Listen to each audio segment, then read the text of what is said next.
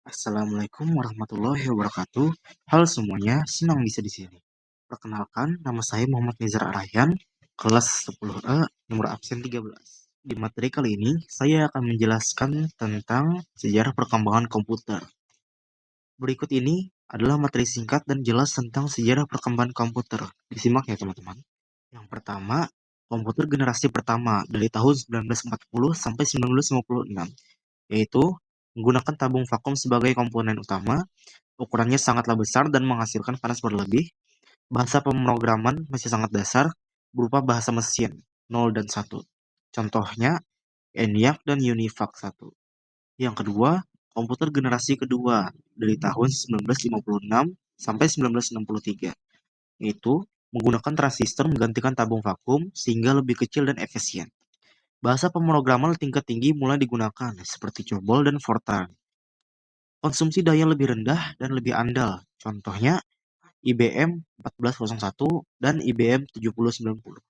Yang ketiga, komputer generasi ketiga dari tahun 1964 sampai 1971, yang itu menggunakan IC atau Integrated Circuit yang menggabungkan banyak transistor dalam satu chip.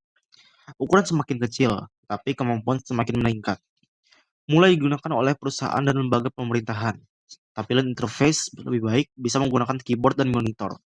Contohnya IBM System 360. Yang keempat ada komputer generasi keempat dari tahun 1971 sampai sekarang, yaitu menggunakan mikroprosesor seluruh CPU dalam satu chip. Lahirnya komputer pribadi atau yang dinamakan PC. Ukuran lebih kecil, harga terjangkau, dan performa tinggi. Perangkat lunak dan sistem operasi mulai berkembang pesat, seperti Windows, Mac OS, dan Linux. Contoh Apple II, IBM PC, laptop, dan smartphone. Dan yang terakhir adalah komputer generasi kelima, yang sekarang hingga masa depan. Dikenal sebagai komputer berbasis kecerdasan buatan atau yang disebut AI. Mengembangkan kemampuan komputer untuk berpikir, belajar, dan memecahkan masalah seperti manusia. Contoh, asisten digital, mobil otonom, dan chatbot. Dan ini adalah tokoh-tokoh penting pencipta komputer. Yang pertama adalah Charles Babbage, bapak komputer dan menciptakan mesin analytical. Yang kedua, ada Lovelace, dianggap sebagai programmer komputer pertama karena menekan catatan untuk mesin Babbage. Yang ketiga, Alan Turing, ahli matematika dan kriptologi, menciptakan mesin Turing yang menjadi dasar bagi teori komputasi.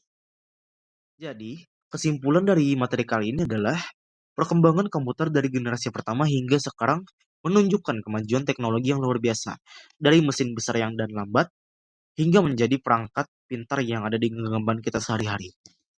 Sekian materi dari saya. Mohon maaf jika ada banyak kesalahan. Wassalamualaikum warahmatullahi wabarakatuh.